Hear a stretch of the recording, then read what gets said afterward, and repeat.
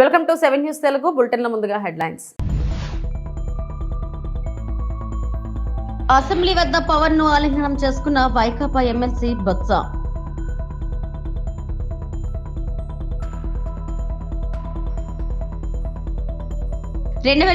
లోపు పోలవరం పూర్తి, మంత్రి నిమ్మల రామానాయుడు.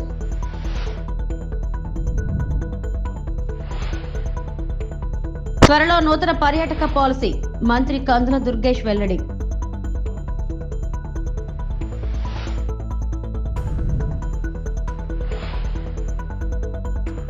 ఏపీని బ్లాంక్ చెక్కుల అదానికి జగన్ రాసిచ్చారు, వైఎస్ షర్మిల ధ్వజం. ఏపీ అసెంబ్లీ ప్రాంగణంలో ఆసక్తికర పరిణామం చోటు చేసుకుంది. డిప్యూటీ సీఎం పవన్ కళ్యాణ్ ను వైకాపా ఎమ్మెల్సీ బొత్స సత్యనారాయణ ఆలింగనం చేసుకున్నారు. అసెంబ్లీ వెలుపల పవన్ కారు ఎక్కేందుకు వస్తుండడం చూసి వైకాపాకు చెందిన ఎమ్మెల్యే పెద్దిరెడ్డి రామచంద్రారెడ్డి ఎమ్మెల్సీలు పక్కకు వెళ్లిపోయారు. అదే సమయంలో బొత్స సత్యనారాయణ ఎదురుగా నిలబడి పవన్ కు నమస్కారం పెట్టారు. బొత్స స్పందన చూసి పవన్ ఆయనకు ఎదురెళ్లారు. దీంతో బొత్స కూడా వెళ్లి ఆలింగనం చేసుకున్నారు. పవన్ బొత్స భుజంపై తట్టి మర్యాదపూర్వకంగా కరచాలనం చేసి వెళ్లారు.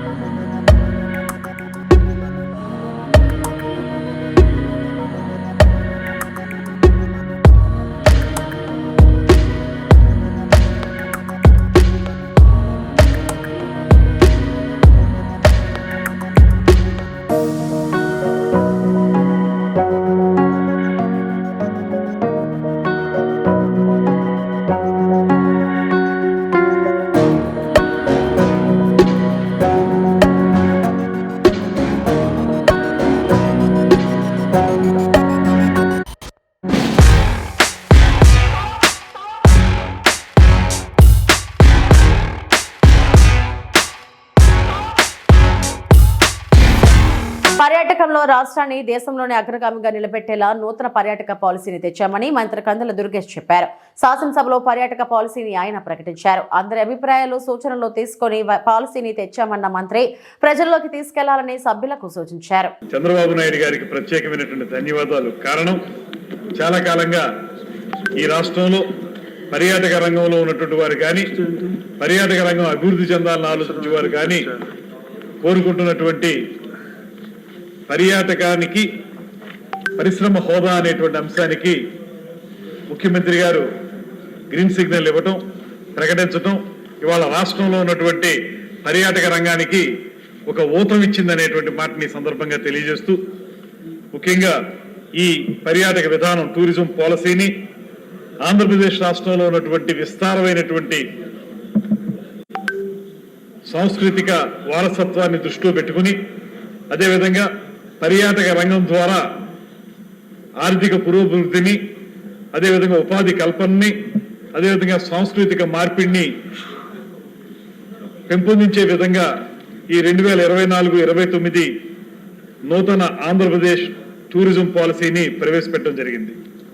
దీని యొక్క విజన్ చూసుకున్నట్లయితే భారతదేశంలో ఆ మాటకు వస్తే ప్రపంచంలోనే ఒక అద్భుతమైనటువంటి పర్యాటక ప్రదేశంగా ఆంధ్రప్రదేశ్ తయారు చేయాలని, అందులో ప్రధానంగా ఏ ఒక్క పర్యాటక రంగానికి సంబంధించిన కార్యక్రమాలకు పరిమితం కాకుండా ఆధ్యాత్మిక మరియు కోస్తా తీర పర్యావరణం మరియు అడ్వెంచర్ పర్యావరణం, వెల్నెస్ ఎక్స్పీరియన్సెస్ ని దృష్టిలో పెట్టుకుని వాటి ద్వారా ఒక పక్కన పర్యాటక రంగాన్ని అభివృద్ధి చేస్తూ, మరో పక్కన స్థానిక జనసమూహాలు ఎవరైతే ఉన్నారో జనసమూహాలు 2027లో పోలవరం పూర్తి చేసేందుకు ప్రభుత్వం చిత్తశుద్ధితో పనిచేస్తున్నట్లు జనవనరుల మంత్రి నిమ్మల రామానాయుడు తెలిపారు. డయాఫ్రమ్ వాల్ పనులతో పాటే ఎత్కమ్ రాక్ ఫీల్డ్ డ్యాం నిర్మాణం కొనసాగిస్తామని వెల్లడించారు. అదే సమయంలో నిర్వాసితులకు పునరావాసం కల్పించేందుకు కట్టుబడి ఉన్నట్లు తెలిపారు. గత ప్రభుత్వ విధ్వంస విధానాలతో పోలవరం ఆలస్యమైందని, అన్నిటినీ సరిదిద్ది ముందుకెళ్తామని మండలిలో స్పష్టం చేశారు. ఏదైతే చంద్రబాబు నాయుడు గారు 2014-2019 5 సంవత్సరాల్లో ప్రతి సోమవారం కూడా పోలవరం నీటిని పేజీగా మార్చుకుని 72% ఆయన 5 సంవత్సరాల్లో పూర్తి చేసినటువంటి పరిస్థితి. అందులో భాగంగానే ఆ రోజు 18 నెలలు శ్రమించి డయాఫ్రమ్ వాళ్ళను కూడా పూర్తి చేసినటువంటి పరిస్థితి అధ్యక్ష. ఏదైతే మరి యొక్క ప్రభుత్వం మారిన తర్వాత, ఎందుకంటే 2019లో ప్రభుత్వం కంటిన్యూ అయ్యి ఉంటే ఆ యొక్క డయాఫ్రమ్ వాల్ పైన ఏదైతే ఈ యొక్క మేజర్ డ్యామ్ ఏదైతే ఉందో ఈసీఆర్ఎఫ్ ఎర్త్కమ్ రాక్ఫిల్ డ్యామ్ ఏదైతే ఉందో అది కూడా నిర్మాణం ప్రారంభించుకుని 2021 కల్లా పోలవరం పూర్తయి ఉండేది అధ్యక్ష. కానీ దురదృష్టవశాత్తు ప్రభుత్వం మారిన తర్వాత కక్షపూరితంగా అక్కడ పనిచేసేటువంటి ఏజెన్సీలు ఏవైతే ఉన్నాయో వాటన్నిటిని కూడా 2019 జూన్ నెలలో రద్దు చేసేసి 17 నెలలు అక్కడ ఏజెన్సీ లేకుండా చేసి 17 నెలలు అక్కడ ఎక్స్పీరియన్స్ ఉన్నటువంటి అధికారులు ఎవరికి లేకుండా చేయడం వల్ల 2020 ఆగస్టులో వచ్చినటువంటి వరదలకు డయాఫ్రమ్ వాళ్ళు దెబ్బతిందని. అది నేను చెప్పడం కాదు అధ్యక్ష, డైరెక్ట్గా ఎవరైతే నీతి ఆయోగ్ ఏదైతే ఈ యొక్క ఐఐటి హైదరాబాద్ ఏదైతే నిపుణుల కమిటీని పంపించారో వాళ్లే రిపోర్ట్ ఇచ్చినటువంటి పరిస్థితి అధ్యక్ష. అదేవిధంగా ఏదైతే చాలా క్లియర్గా ఆ రోజు ఏజెన్సీని మార్చవద్దు, ఎందుకంటే ఏజెన్సీలు మారిస్తే ఒకే వర్క్ని 2 ఏజెన్సీలు పనిచేస్తే రేపొద్దున ఆ వర్క్కి ఏదైనా ప్రమాదం జరిగితే ఎవరు బాధ్యత వహిస్తారని చెప్పి ఆ రోజు పీపీఐ కూడా ఆ రోజు రాష్ట్ర ప్రభుత్వానికి లేఖలు రాశారు, వార్నింగ్ ఇచ్చారు, రిక్వెస్ట్లు చేశారు. అయినా కూడా ఆ రోజు ప్రభుత్వం పెడచెవిని పెట్టినటువంటి పరిస్థితుల్లోనే ఆ రోజు ఆ డయాఫ్రమ్ వాళ్ళు నష్టపోయినటువంటి పరిస్థితి అధ్యక్ష. దానివల్ల ఈ రోజు మళ్ళీ కొత్త డయాఫ్రమ్ వాళ్ళు నిర్మాణం చేసుకోవాలి అనేటువంటిది ఇవాళ ఇంటర్నేషనల్ ఎవరైతే ఎక్స్పర్ట్స్ కానీ వీళ్ళందరూ కూడా ఇచ్చిన రిపోర్ట్ ప్రకారం చూస్తే దగ్గర మళ్ళీ 990 కోట్లతోటి మళ్ళీ ఈరోజు కొత్త డయాఫ్రమ్ వాళ్ళని నిర్మాణం చేసుకునేటువంటి పరిస్థితి దుస్థితి మరి గత ప్రభుత్వ నిర్వాహకం వల్ల వచ్చినటువంటి పరిస్థితి అధ్యక్ష. నెంబర్ 1. ఏదైతే రెండవది ఆ పోలవరం ప్రాజెక్ట్ ని పూర్తి చేస్తాం, ఆ గోదావరి జలాలు అటు ఉత్తరాంధ్రకు అటు రాయలసీమకు తీసుకెళ్లేటువంటి బాధ్యత ఎన్డీఏ ప్రభుత్వం తీసుకుంటుందని చెప్పి మీ ద్వారా తెలియజేస్తున్నాను అధ్యక్ష. పబ్లిక్ అకౌంట్స్ కమిటీ చైర్మన్ పదవికి నామినేషన్ వేసిన పెద్దిరెడ్డి రామచంద్రారెడ్డి ఎన్నిక సమయంలో తన ఓటు హక్కును వినియోగించుకోకుండా వెనుతిరిగారు. పీఎస్సీ చైర్మన్ పదవిని ప్రతిపక్షానికి ఇవ్వలేదన్న అసంతృప్తిని ఆయన వ్యక్తం చేశారు. మరోవైపు వైసీపీ సైతం ఎన్నికను బహిష్కరిస్తున్నట్లు ఆ పార్టీ నేతలు తెలిపారు. పబ్లిక్ అకౌంట్స్ కమిటీ చైర్మన్ పదవిని అధికారంలో ఉన్న సభ్యులకే ఇవ్వడం అనేది ఇంతవరకు జరగలేదు. 1967 నుంచి కూడా ప్రతిపక్షానికి ఇస్తూ ఉన్నారు. అనేక పార్లమెంట్లో కూడా 1950లో జనవరి 26 ఒక అమెండ్మెంట్ జరిగింది, ఆర్టికల్ 309 బ్రాకెట్లో ఐ అని చెప్పి. ఆ ఆర్టికల్ ప్రకారం కూడా ప్రతిపక్షానికి ఇవ్వాలని వాళ్ళు మార్పు చేసి అనేక మంది కేవలం ప్రతిపక్ష సభ్యుడి హోదా, ప్రతిపక్ష నాయకుడి హోదా లేని పార్టీలకే ఈ పిఎస్సి చైర్మన్ పదవిని ఇస్తూ వచ్చారు. ఉదాహరణకు బీజేపీకి ఇద్దరు సభ్యులుంటే 1981-82లో శ్రీ సతీష్ అగర్వాల్ అని చెప్పి వారికి ఈ పిఎస్సి చైర్మన్ పదవిని పార్లమెంట్లో ఇవ్వడం జరిగింది. ఈ విధంగా అనేక మంది 20 మంది 30 మంది ఉండే సభ్యులకు కూడా పార్లమెంట్లో ప్రతిపక్ష నాయకుడి హోదా లేని పార్టీలకు కూడా ఈ పిఎస్సి చైర్మన్గా అనేక పర్యాయాలు ఇచ్చారు. మరి ఆ విధంగా చేయడం వల్ల పబ్లిక్ అకౌంట్స్ కమిటీ అంటే ఒక రెస్పాన్సిబుల్గా పనిచేస్తుంది. పనిచేసేదే కాకుండా ప్రభుత్వం ఏదైనా చేసే తప్పిదాలన్నీ కూడా ఎత్తి చూపుతుంది అని చెప్పి. రాష్ట్రంలో కాంగ్రెస్ ప్రభుత్వం ఏర్పడ్డాక రైతుల పరిస్థితి అగమ్యగోచరంగా మారిందని బారాసా నేత మాజీ మంత్రి హరీష్ రావు విమర్శించారు. బోనస్ మాట బోగస్ అయిందని, మద్దతు ధర కూడా రావట్లేదన్నారు. ఖమ్మంలో మీడియాతో ఆయన మాట్లాడారు. పత్తిలో ప్రతి క్వింటాకు రైతుకు 1500 నష్టం వాటిల్లుతుంది. ప్రతిపక్షాలను ఇబ్బంది పెట్టడం, కుట్రలు చేయడం తప్ప కాంగ్రెస్ ప్రభుత్వం చేసింది జీరో. వరి, పత్తి పంట దళారుల పాలవుతుంటే ప్రభుత్వం ఏం చేస్తుంది? రైతు బంధు, మద్దతు ధర లేదని రైతులు ఆవేదన చెందుతున్నారు. కేసీఆర్ ముఖ్యమంత్రిగా ఉన్నప్పుడు పత్తికి గరిష్టంగా 11,000, కనిష్టంగా 9,000 ధర పలికింది. ఇప్పుడు ఎందుకు ధర తగ్గింది? పత్తి రైతులకు మద్దతు ధర రావాలి. 500 బోనస్ ఇవ్వాలని ప్రభుత్వాన్ని డిమాండ్ చేస్తున్నారు. ఆంధ్ర దళారుల ధాన్యం కొనుగోలు చేస్తున్నారు. మంత్రి ఉత్తమ్ కుమార్ రెడ్డి పౌర సరఫరాల శాఖ కమిషనర్ మాటలకు తేడా ఉంటుంది. ఖమ్మం జిల్లా మంత్రులు ఆధిపత్యం కోసం బాగా బిజీ అయ్యారు. ప్రజా సమస్యలను గాలికొదిలి గొప్పలకు పోతున్నారని హరీష్ రావు విమర్శించారు. పార్టీ కాంగ్రెస్ పార్టీ ఆ రోజేమో అన్ని పంటలకు బోనస్ ఇస్తామన్నారు. పత్తికి కూడా 500 బోనస్ అని చెప్పారు. కానీ ఈరోజు బోనస్ మాట బోగస్ అయిపోయింది. కనీసం మద్దతు ధర కూడా రావడం లేదు.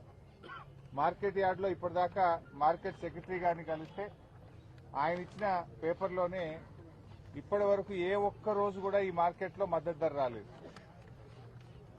మార్కెట్ సెక్రటరీ గారు ఇచ్చిన పేపర్ ఇది, నేనేమి తేలేదు ఈ పేపరు.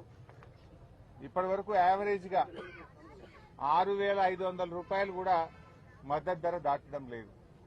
ఒకవైపు అకాల వర్షాలతోని పంట దెబ్బతిని రైతులు తీవ్రమైనటువంటి బాధలో ఉన్నారు. పెట్టుబడి సాయం కూడా ఇవ్వలే ఈ ప్రభుత్వం. పెట్టుబడి సాయం ఇవ్వలేదు.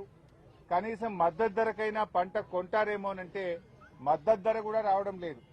అంటే 500 బోనస్ దేవుడికి కానీ 1000 రూపాయలు మద్దతు ధర కంటే తక్కువ కొంటున్నారు. అంటే 1,500 రూపాయలు నష్టం. 7,521 రూపాయలు పత్తి మద్దతు ధర అయితే ఈ రోజు వరకు ఈ మార్కెట్లో కొన్న యావరేజ్ రేటు 6,400, 6,500. అంటే ప్రతి క్వింటాల్ మీద 1000 రూపాయలు రైతు నష్టపోతున్నాడు. ప్రతి క్వింటాల్ మీద మీరు 500 బోనస్ అన్నారు. బోనస్ ఇవ్వాలని చెప్పి మేము ప్రభుత్వాన్ని డిమాండ్ చేస్తా ఉన్నాం. రైతులకు ఇప్పటికైనా ప్రభుత్వం మేల్కొని 7,521 రూపాయలు మద్దతు ధర వచ్చే విధంగా అవసరమైతే మీ జిల్లా కలెక్టర్లను, సీనియర్ అధికారులను మార్కెట్లో పెట్టి ఈనాం కేంద్రాల ద్వారా పత్తి రైతులకు కొనుగోలు చేసే విధంగా, మద్దతు ధర ఇచ్చే విధంగా ప్రభుత్వం చర్యలు తీసుకోవాలని చెప్పి బీఆర్ఎస్ పార్టీ పక్షాన్ని డిమాండ్ చేస్తా ఉన్నాం. గతంలో కేసీఆర్ గారు ఉన్నప్పుడు 11,000, 10,000, 9,000 రూపాయలు వస్తుంది. ఇప్పుడు 5,000, 6,000కు పడిపోయిందంటే ఈ ప్రభుత్వం యొక్క నిర్లక్ష్యం వల్ల, ఈ ప్రభుత్వం యొక్క తప్పిదాల వల్ల, ఈ ప్రభుత్వం పట్టించుకోకపోవడం వల్ల ఇలా పత్తి రైతులు కన్నీళ్లు పెట్టుకున్నటువంటి పరిస్థితి ఉన్నది. ఇలా రైతులను అడిగితే ఏమంటున్నారు? 10 రోజులైనా సీసీఐ కొనుగోలు కేంద్రానికి పోతే ఏదో ఒక కొరీలు పెడతా ఉన్నారు, తిప్పి పంపుతా ఉన్నారు. ఇంకా దిక్కులేక మేము మార్కెట్లో వచ్చి చెప్పిన ధరకు అమ్ముకుంటున్నామని చెప్తున్నారు. తూకంలో కూడా చాలా మోసం జరుగుతా ఉంది. తూకంలో కూడా మాకు మోసం జరుగుతుందని చెప్తా ఉన్నారు. సీసీఐ కూడా రైతుల దగ్గర కొంటలేదు. సీసీఐ కొనుగోలు కేంద్రాలు అక్కడ దళారుల దగ్గర కొంటున్నారు. వ్యాపారులేమో రైతుల దగ్గర 6,000కు కొని సీసీఐ దగ్గర 7,500 రూపాయలకు అమ్ముతున్నటువంటి పరిస్థితి ఉన్నది. ఈ రకంగా పత్తి రైతులు బాగా నష్టపోతా ఉన్నారు. అదేవిధంగా మిర్చి చూస్తే పోయిన సంవత్సరం ఇదే మార్కెట్లో మిర్చి 20,000 నుంచి 23,000 రూపాయల ధర వచ్చింది. ఈసారి నిన్న ఇవాళ మార్కెట్లో చూస్తే మిర్చి రైతులకు 13,000 రూపాయలు కూడా రావడం లేదు. సగానికి సగం మిర్చి రేటు పడిపోయింది. సగానికి సగం పత్తి రేటు పడిపోయింది. అంటే మరి రైతులు ఏం కావాలి? మీరేదో రైతు రాజ్యమని, రైతుల కోసమే మేమున్నామని మాటలు కోటలు దాటుతున్నాయి. మీ చేతలు గడప దాటడం లేదు. రైతులకు అన్ని రకాలుగా మీరు నష్టమే చేసిండ్రు. రుణమాఫీ చేయక రైతుల్ని మోసం చేసిండ్రు. 15,000 రైతు భరోసాని లంచాల కోసం ఆంధ్రప్రదేశ్ ను జగన్మోహన్ రెడ్డి సొంత జాగిరిలా వాడుకున్నారని పిసిసి అధ్యక్షురాలు షర్మిల ఆరోపించారు. హైదరాబాద్ లో నిర్వహించిన మీడియా సమావేశంలో ఆమె మాట్లాడారు. విద్యుత్ ఒప్పందాల పేరిట అదాని నుంచి జగన్ 1,770 కోట్ల లంచం తీసుకున్న వ్యవహారంపై ప్రభుత్వం విచారణ జరిపించాలని డిమాండ్ చేశారు. Data centre, submarine, Gangavaram, Krishnapatnam port సహా అదానితో జరిగిన ఒప్పందాలన్నింటినీ రద్దు చేయాలని కోరారు. జగన్ అక్రమ సంపాదన కోసం అంతర్జాతీయ స్థాయిలో ఆంధ్రప్రదేశ్ పరువు తీయడం దారుణమని మండిపడ్డారు. ఏపీని బ్లాంక్ చెక్ల అదానికి జగన్ రాసిచ్చారని ఆరోపించారు. అంటే ఆంధ్ర రాష్ట్రానికి చెందిన ముఖ్యమంత్రిని గౌతమ్ అదానీ గారు స్వయంగా కలిసి పవర్ సప్లై అగ్రిమెంటు ఇంకా కానందున మీకు ఏమివ్వాలి, మీకు ఏమి ఇన్సెంటివ్ ఇస్తే ఇది అవుతుంది అన్న డిస్కషన్ జరిగింది అని పేర్కొన్నారు. At or in connection with that meeting, Gautam Adani paid or promised a bribe to Andhra Pradesh government officials to cause the relevant Andhra Pradesh government entities to enter into power supply agreement with SECI for the purchase of 7,000 megawatt power capacity. So, ఏమిస్తే ఏం చేస్తే government వైపు నుంచి power supply agreement sign అవుతుంది అన్న discussion జరిగినట్టు క్లియర్గా పేర్కొన్నారు. అది కూడా to the tune of $200 million. ఇది క్రాస్ చెక్ చేస్తూ మల్టిపుల్ సోర్సెస్ నుంచి వాళ్ళకు ఆధారాలు ఉన్నాయి అన్నట్టు క్లాస్ నెంబర్ 82లో కూడా సెక్యూరిటీస్ అండ్ ఎక్స్చేంజ్ కమిషన్ వాళ్ళ రిపోర్ట్లో ఉంది. ఇంకొక చోటేమో which would approximately amount to 1,750 crore rupees, approximately $228 million of corrupt payments was offered to foreign official number 1 in exchange for foreign official number 1 causing Andhra Pradesh state electricity. అంటే foreign official number 1 అన్న singular tense వాడి ఆంధ్రప్రదేశ్కు చెందిన ముఖ్యమంత్రిని కలవడం జరిగింది, లంచాల గురించి మాట్లాడుకోవడం జరిగింది అని ఇంత స్పష్టంగా ఆధారాలు ఉన్నాయి కాబట్టి కేసులు పెట్టడం జరిగింది.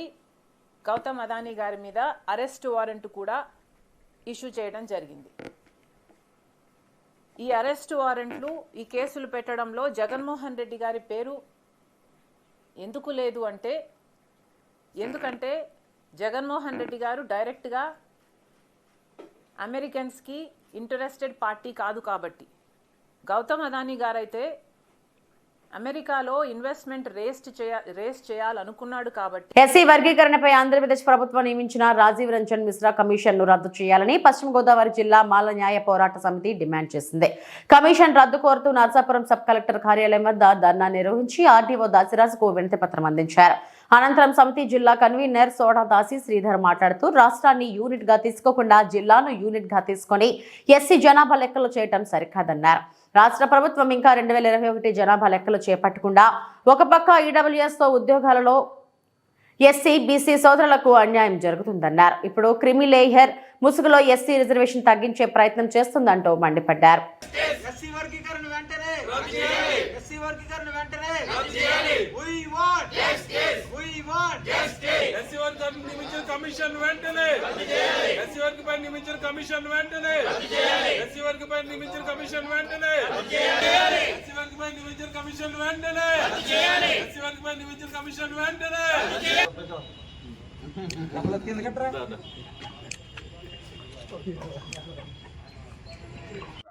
నర్సాపురం మాల న్యాయ పోరాట సమితి ఆధ్వర్యంలో ఈరోజు ఎస్సీ వర్గీకరణని పై వేసినటువంటి ఏకసభ్య కమిషన్ రాజీవ్ రంజన్ మిశ్రా కమిషన్ని రద్దు చేయాలని డిమాండ్ చేస్తూ, ఎందుకంటే రాజీవ్ రంజన్ మిషన్ని జిల్లాని యూనిట్ తీసుకుని జిల్లా వైగా అభిప్రాయం సేకరించాలని ఏర్పాటు చేయడం జరిగింది. ఇది సుప్రీంకోర్టు తీర్పుకు కానీ రాజ్యాంగ స్ఫూర్తికి కానీ రిజర్వేషన్ల పూర్తిగా విరుద్ధమైనటువంటి ప్రక్రియ. ఎందుకంటే జిల్లాను యూనిట్ తీసుకుంటాం అనేటువంటిది అసలు రాజ్యాంగ స్ఫూర్తికి విరుద్ధమైనటువంటి ప్రక్రియ. ఈ జిల్లాను యూనిట్ గా తీసుకోవాలనేది ఏకసభ్య కమిషన్ రాష్ట్ర ప్రభుత్వం ఏర్పాటు చేసింది. ఈ కమిషన్ ని వెంటనే రద్దు చేయాలని మేము కోరుతున్నాం. ఎందుకంటే వీళ్ళకి కావాల్సినటువంటి డేటా అంతా కూడా 2021 జనాభా లెక్కలు జరగలేదు. 2011లో జరిగినటువంటి జనాభా లెక్కలే ఉన్నాయి. 14 సంవత్సరాలు అయింది జనాభా లెక్కలు. ప్రతి 10 సంవత్సరాలకి జనాభా లెక్కలు జరగాలి. ఏ విధమైనటువంటి కుల ఆధారమైనటువంటి డేటా రాష్ట్ర ప్రభుత్వం దగ్గర లేకపోయినప్పటికీ కూడా ఒక కుట్ర కూనితంతో ఎస్సీలని మాలలను అంచువేయాలనేటువంటి దృష్టితోటి ఇది వర్గీకరణ అనేటువంటి అంశాన్ని తెర మీద తీసుకురావడం జరిగింది. ఇంతకుముందు 2004లో 5 ధర్మాసనం కొట్టివేసినటువంటి ఈ సుప్రీంకోర్టు ధర్మాసనం కొట్టివేసినటువంటి అంశాన్ని మళ్ళీ కుట్రపూరితంగా మళ్ళీ దీన్ని తీసుకుని వచ్చి నర్సాపురం నియోజకవర్గంలోని డిసెంబర్ 1వ తేదీన కాపు వన సమారాధన మండలంలోని సీతారాంపురం పంచాయతీలో గల కొండవీటి వారి తోటలో నిర్వహించినట్లు ఆ సంఘం ప్రతినిధులు తెలిపారు. స్థానిక తెలగ కన్యాణ మండపంలో నిర్వహించిన విలేకరుల సమావేశంలో కోటిపల్లి సురేష్, దాసరి శ్రీనివాస్, జీవీకే రామారావు, డాక్టర్ చినిమిల్లి సత్యనారాయణరావు, కోటిపల్లి వెంకటేశ్వరరావు, సిరికి నీడి రాజ్యలక్ష్మి తదితరులు మాట్లాడుతూ నియోజకవర్గ స్థాయిలో నిర్వహించే ఈ కార్యక్రమంలో పిల్లలకు ఆటపాటలతో పాటు ప్రతిభ కనపరిచిన విద్యార్థులకు స్కాలర్షిప్లు అందజేస్తామన్నారు. ఇటీవల కాపు కార్పొరేషన్ చైర్మన్ గా నియమితులైన మాజీ మంత్రి కోతపల్లి సుబ్బారాయుడు, తెలుగుదేశం పార్టీ రాష్ట్ర కార్యనిర్వాహక కార్యదర్శి కొవ్వలి యతిరాజా రామ్మోహన్ నాయుడు సన్మాన కార్యక్రమం కూడా చేయడం జరుగుతుందన్నారు. కార్యక్రమంలో కావలి నాని, మల్లెపూడి చిన్నబాబు, అడబాల అయ్యప్ప నాయుడు, గుగ్గరపు మురళి తదితరులు పాల్గొన్నారు. నియోజకవర్గ నలుమూల నుంచి కాపు కుటుంబ సభ్యులందరూ కూడా పెద్ద ఎత్తున పాల్గొని ఈ కార్యక్రమాన్ని జయప్రదం చేయవలసిందిగా మనం కోరుకుంటున్నాం. ఈ సంవత్సరం ఈ కార్యక్రమంలో జనరల్గా జరిగే కార్యక్రమాలతో పాటుగా నూతనంగా మన కాపు కార్పొరేషన్ చైర్మన్గా ఎన్నికైన నియమితులైన కొత్తపల్లి సుబ్బారాయుడు గారికి ఘన సత్కారం ఒకటి ఏర్పాటు చేయడం జరిగింది.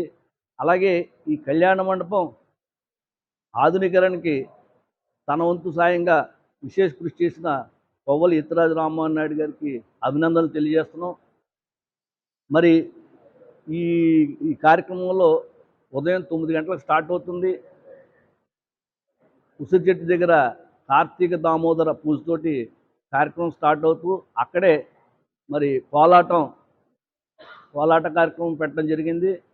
మరి మహిళలు, యువతులు, చిన్నారులతోటి ఆ కోలాట కార్యక్రమం ఆధ్యాత్మికంగా మరి అన్ని కుటుంబాలు వచ్చి అక్కడ పూజ చేసుకునే విధంగా ఏర్పాటు చేయడం జరుగుతుంది. ఈ సంవత్సరం కార్తీక వన సమారాధన తెలంగాణ కాపు సకుటుంబ కార్తీక వన సమారాధన డిసెంబర్ 1వ తారీఖున జరపాలని కాపు సోదరులందరూ కూడా నిర్ణయించారు. మరి కార్తీక మాసం అంటే యువత రాజకీయాల్లోకి రావాలని కేంద్ర సహాయ మంత్రి పెమ్మసాని చంద్రశేఖర్ పిలుపునిచ్చారు. యువత అన్ని వర్గాలకు స్ఫూర్తి కలిగించేలా ఉండాలన్నారు. సమాజం గురించి ఆలోచిస్తూ నలుగురి క్షేమం కోసం పనిచేసే యువత ఉన్నప్పుడే అభివృద్ధి సాధ్యమని తెలిపారు. వారికి అవకాశం కల్పిస్తూ ప్రోత్సహిస్తున్న ముఖ్యమంత్రి చంద్రబాబు నాయుడు, మంత్రి నారా లోకేష్ కు ధన్యవాదాలు చెప్పారు. ఏపీ సృజనాత్మకత మరియు సాంస్కృతిక సమితి చైర్మన్ పర్సన్ గా తేజస్వి పొడపాటి బాధ్యతలు స్వీకరించిన కార్యక్రమానికి ముఖ్య అతిథిగా హాజరైన పెమ్మసాని ఈ వ్యాఖ్యలు చేశారు. ఆ రోజు ఉత్తేజితమై మరి ఈ రోజున ఈ ఎలక్షన్ రిజల్ట్ ఇలా రావటానికి కారణంలో వాళ్ళు ముఖ్యమైనటువంటి భాగం పోషించారు కాబట్టి వాళ్ళకి ఈ సముచిత స్థానం ఇచ్చి ఈ విధంగా గౌరవించారు. వెల్ డిజర్వ్డ్ పర్సన్ కాబట్టి అందుకే నేను బిజీగా ఉన్నా కూడా ఇటు పరిస్థితుల్లో మనం వెళ్ళాలి, ఒకసారి కనపడి కృతజ్ఞతలు చెప్పాలి, వాళ్ళకి అభినందనలు చెప్పాలని నేను ఈరోజు పొద్దున్నే ఫ్లైట్ నుంచి వచ్చాం. పొద్దున్న 5 గంటలకు లేచి రెండోది వీరిని చూసి యంగ్ జనరేషన్, ఇప్పుడు ఈ రోజున యంగ్ జనరేషన్ అంతా కూడా కంఫర్టబుల్ పొజిషన్స్లోకి వెళ్ళిపోతూ ఉన్నారు. సాఫ్ట్వేర్ ఉద్యోగులందరూ కూడా మంచి మంచి శాలరీలు వస్తూ ఉన్నాయి. ఎవరి ప్రపంచంలో వాళ్ళు బతుకుతూ ఉన్న రోజుల్లో సమాజం గురించి ఆలోచిస్తూ ఈ విధంగా కూడా ముందుకు వెళ్ళొచ్చు, కష్టపడితే అవకాశాలు అవే ఎదుర్కొంటా మనకు వస్తాయి. ఇప్పుడే వాళ్ళు ఇంకా చిన్న వయసులో ఉన్నారు, ఇప్పుడే స్టార్ట్ అయింది, ఇంకా ముందు ముందు మంచి పదవులు వస్తాయని మిగిలిన వాళ్ళు కూడా ఇన్స్పైర్ అయ్యి మీరు కష్టపడుతూ ఈవినింగ్ వీకెండ్స్ టైం ఉన్నప్పుడు కొద్ది సమయంలో సమాజం గురించి ఆలోచిస్తూ కష్టపడతా ఉండండి. మీరు లైఫ్లో సెటిల్ అయ్యాక 45-50 సంవత్సరాలకు పూర్తి స్థాయిలో ప్రజా జీవితంలోకి వస్తే, ఎందుకంటే ఎవరో ఏదో చేస్తారని అనుకుంటే ఏమీ జరగవు అని నాకు ఈ 5-6 నెలల్లో రాజకీయాల్లోకి వచ్చిన తర్వాత క్లియర్గా అర్థమైంది. ఇవి ఇప్పటివరకు నా బులెటిన్ అప్డేట్స్. మరిన్ని వార్తా విశేషాల కోసం చూస్తూనే ఉండండి. నమస్తే.